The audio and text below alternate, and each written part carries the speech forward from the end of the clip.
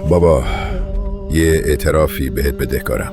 بچه تر که بودم فکر میکردم تو سردی، تو خشکی، تو ما رو نمیفهمی. فکر میکردم اون سکوتت از بیخیالیه. توی دلم محکومت میکردم که چرا مثل مامان نمیخندی، چرا همش تو فکری.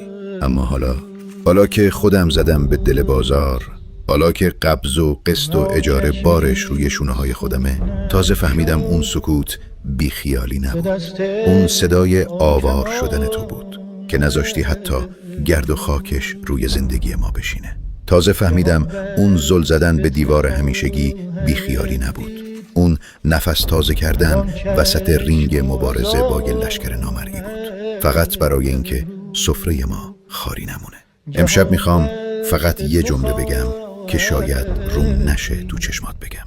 ببخش که دیر فهمیدم، ولی حالا با تمام وجود عاشقتم. سرت سلامت، تنها ترین مرد دنیا.